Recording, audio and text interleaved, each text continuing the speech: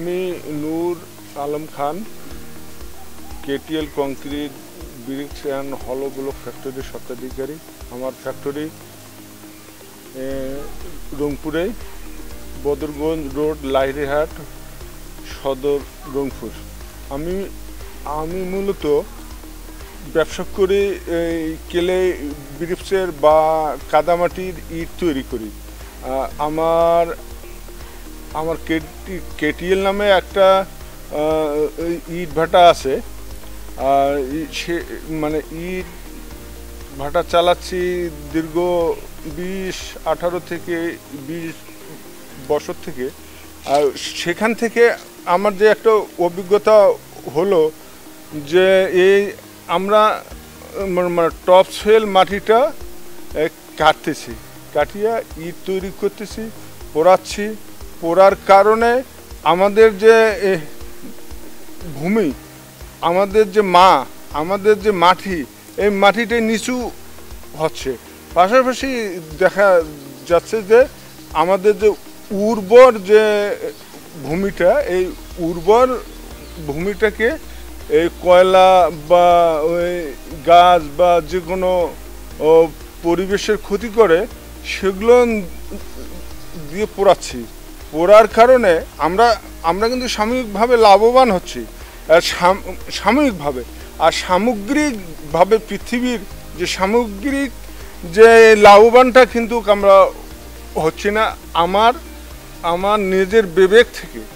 আর সরকারও চাচ্ছে যে কংক্রিট ব্রিক্সে এই দেশটা আসুক।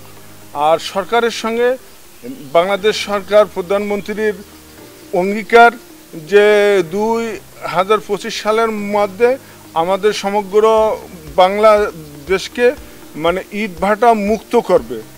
আর এই কংক্রিট ব্রিক্স অর্থাৎ সিমেন্ট, বালু, পাথরের ডাস্ট দিয়ে যেগুলো ইট হয়, সেইটাই পরিবেশ বান্ধব ইট। সেই ইট দিয়ে পরবর্তী যে আমাদের এই উন্নয়নগুলো ত্বরান্বিত করবে। আর আমিও এই বাংলাদেশ সরকারের প্রধানমন্ত্রীর সঙ্গে একত্রতা মনের দিক থেকে আমার ইচ্ছার ওপরে আমি সেফওয়ে টেকনোলজির মাধ্যমে আমি তাদের কাছ থেকে একটা মেশিন নিছি, 415।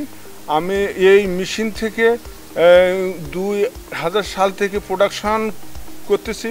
এই প্রোডাকশনে আল্লাহর রহমত যেভাবে আমি মানুষের কাছ থেকে সাড়া পাচ্ছি, যে ব্লকিট, তারপরে ইউনিফিবার, তারপর আমাদের যে কেলে ব্রিক্স বা মাটির যে ইট যে সিস্টেম বা যেমন সেটা ইট, এগুলো আমি নিজেও মার্কেটিং করতেছি। মোটামুটি সারা আমি পাইছি। প্রথমের দিক তো ইট সম্পর্কে মানুষের একটা ভ্রান্ত ধারণা ছিল, এই ধারণাটা মোটামুটি কাটছে মানুষের। এখন সবাই এই ইট কিনতেছে। আমি কিন্তু এই কাদামাটির ব্রিক্সের এখনও ব্যবসা করতেছি, আর পাশাপাশি এটাও করতেছি। 25 সালের মধ্যে সরকারের যে ঘোষণা আছে, আমি এই ঘোষণার মধ্যে আমার এই কাদামাটির ইটের যে ফ্যাক্টরি বা ইট ভাটা আমি ইনশাল্লাহ বন্ধ করব। আমাদের এই পরিবেশ আমার মাধ্যমে যেন সর্বপ্রথম উপকৃত হয়। আমাদের এই দেশ, এই সমাজ, এই পরিবেশ সবটাই যেন আমি সর্বপ্রথম উদাহরণ হয়ে থাকি, যে রংপুর থেকে KTL-এর স্বত্বাধিকারী, পরিবেশের সঙ্গে, সরকারের সঙ্গে, প্রধানমন্ত্রীর সঙ্গে, মাননীয় প্রধানমন্ত্রী শেখ হাসিনার যে অঙ্গীকার, এই অঙ্গীকারকে বাস্তবায়ন করতে যা করা লাগে আমি তাই করব ইনশাল্লাহ। আর আমার জন্য আমার যে ফ্যাক্টরি সেফওয়ে টেকনোলজি যে মাকি মেশিন দেশে খুবই উন্নত মানের এবং খুবই স্বচ্ছন্দে আমি মেশিন চালাচ্ছি। এখন পর্যন্ত এই বছরে আমার মেশিনের কোনো ডিস্টার্ব বা তেমন কোনো আহামরি কোনো সমস্যা হয়নি। তবে মানে সেফওয়ের যে অঙ্গীকার যে 10 বছর তাদের